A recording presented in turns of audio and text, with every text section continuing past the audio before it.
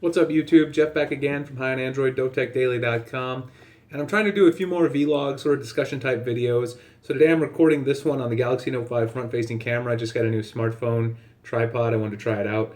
And since Nexus devices just came to us today, Google had the big Nexus event, I thought I'd do a spec comparison between two of the bigger devices I have now, which is the Galaxy S6 Edge Plus right here in gold and the iPhone 6s Plus, which you guys just saw me unbox. So I want to talk about some of the key differences, similarities maybe between these two devices and the Nexus 6P from Huawei, which is the flagship device Google just announced today. Now, first of all, the Google Nexus 6P from Huawei features a 5.7-inch AMOLED display, 2560 by 1440p. Of course, the iPhone is just the 6s Plus is rocking a 1080p screen. If you go down to the 6s, you're just getting a 720p screen, so definitely getting higher resolution on the Nexus 6P. And of course, the Edge Plus does feature the same type of 2560 by 1440p resolution. You also get Super AMOLED Samsung display. You get those vibrant colors and the deep blacks. So that's fantastic. Obviously, the iPhone is sort of lagging behind in terms of screen resolution. Still a great screen, but definitely if you want the higher resolution, either the Nexus or the Edge Plus. The pixel density on the Nexus 6P, for people who are interested, is 515 ppi. In terms of dimensions, the iPhone 6s Plus is one of the bigger 5.5-inch phones, even though it only has a 5.5-inch screen. You can see here next to the Edge Plus, I've done this comparison a few times. These phones are about the same height. In fact, even with the case on, it doesn't really make a difference, case on or off.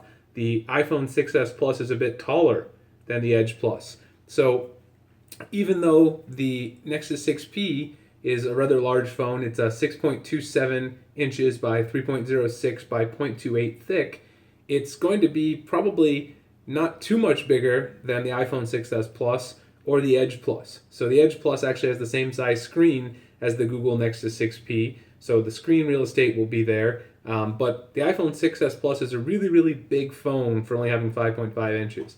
So I think in terms of dimensions, even though the 6P is going to be big, you're also going to get more screen, which you don't get with the iPhone 6s Plus.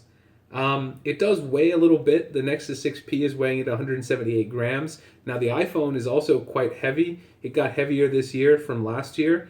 So in terms of weight, the Nexus 6P is still heavier. It's also heavier than the Edge Plus.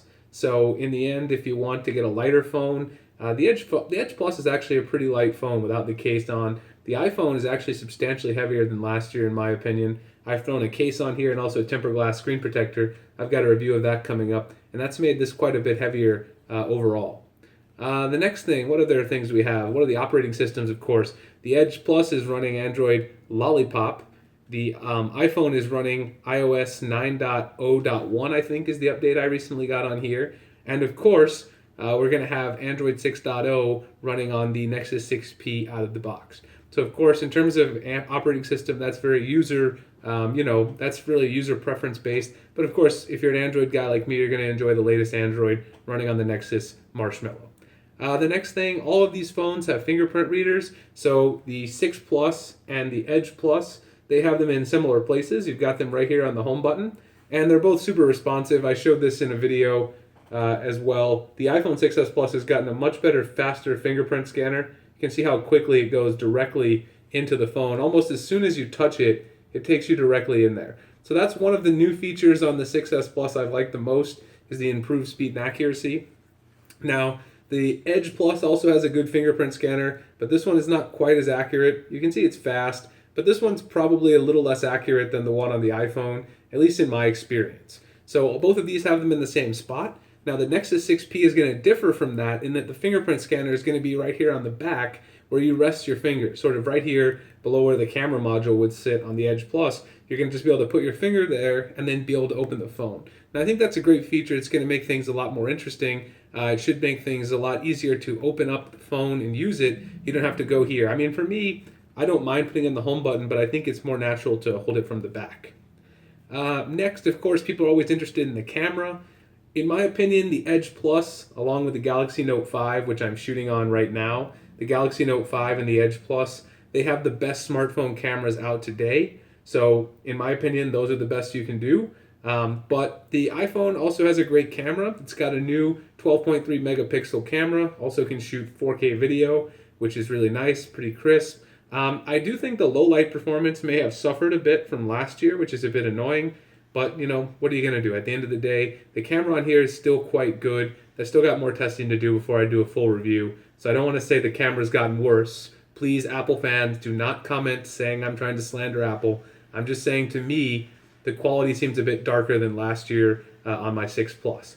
So overall, the camera, what are we looking at on the Nexus 6P? We've got a 12.3 megapixel sensor. The main thing there is the larger pixel size, 1.55 micron pixels. That's a huge deal because that's bigger than any other phone that's out right now.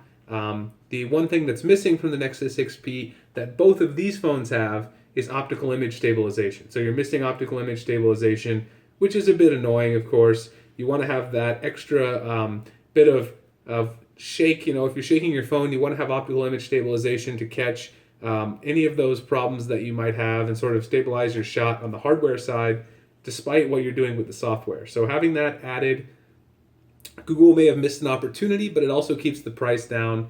The Moto X Pure doesn't have OIS either, and it does just fine. So what are we gonna see in the end? We'll have to actually get the Nexus 6P in hand and see if the OIS makes a huge difference or not.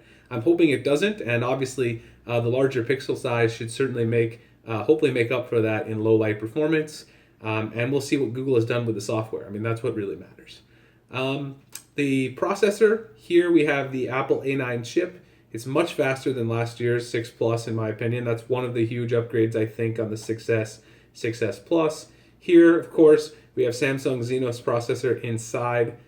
This is a very, very, very, very fast octa-core processor that I really, really love. And I think on the Edge Plus, it doesn't really lag at all with the octa-core processor in here. It gives you a great fluid experience on Android. It's one of the best that Samsung's ever put together. And the Nexus 6P is going to feature the Qualcomm Snapdragon 810, which we've seen in other flagships this year. Of course, we've seen that in the HTC One M9, and we've seen that in several other Android flagships throughout the year. The Nexus 5X, of course, is going to have the Snapdragon 808, which we've seen in the Moto X Pure and the LG G4. So in the end, of course, RAM is not a huge deal usually on the Apple side because they optimize the whole software. They've only got 2 gigabytes of RAM. This phone has 4 gigabytes of RAM, and the Nexus 6P will feature 3 gigabytes of RAM. But at the end of the day, it's all about using that in the correct way. So with Samsung, they really do some really aggressive over-memory management, in my opinion, that kind of ruins the experience a little bit in terms of opening up a bunch of apps and multitasking. Hopefully on the Nexus running stock Android, we won't have that problem, even with 3 gigabytes of RAM.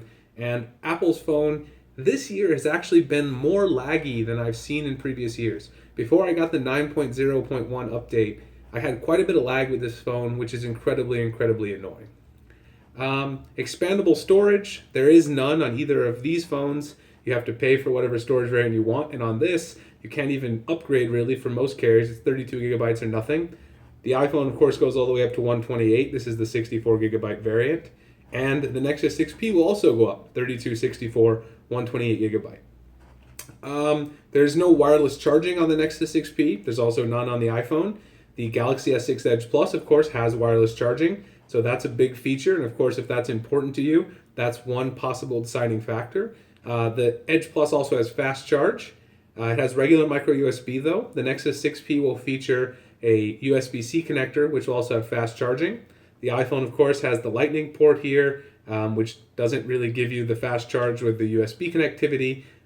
So if that's important to you, if wireless charging, all these charging features are important, you might want to consider one of the Android flagships.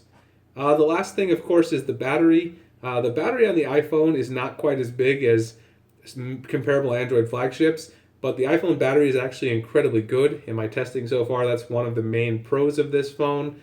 The Edge Plus still gets solid battery life. I get about 4 hours screen on time, maybe 4.5 hours on a good day with this phone, running it for 16 to 18 hours. And then the Nexus 6P will feature a rather large 3450 milliamp hour non-removable battery. So none of these phones have removable battery. That's exactly what you're going to get with the Nexus 6P. So at the end of the day, we'll have to see how good the battery holds up, but it does have a really large battery for phones of comparable size, even compared to the Edge Plus and the Note 5 that I'm shooting the video with. So we got to get our hands on it and see how the battery life fares. So overall, if you are thinking of buying a flagship and you're considering this iPhone 6s Plus, the Edge Plus, and the Nexus 6P, which are all similarly sized flagship phones from their various manufacturers, what does it come down to? Well, this phone is very expensive. Starts at around, $750, $800 from most carriers. This phone is even more expensive if you want the 64 gigabyte variant. I got this one for $850 unlocked. The Nexus 6P starts at $499 for 32 gigabytes and $549 for 64 gigabytes. That's significantly cheaper. You get comparable features, and you're going to get the latest Android updates all the time. So if you care about software updates and price, I think the Nexus 6P is really the way to go. Where are you going to choose the iPhone or the Galaxy S6 Edge Plus? Well, if you're obviously a loyal Apple user, you're going to want the iPhone 6s Plus. It is what it is. If you're in the ecosystem, you're going to want to use this phone. If you like smooth performance and having all of your updates rolled out immediately as soon as Apple gets them, that of course is also here. Now again, I have experienced more lag this year in the past.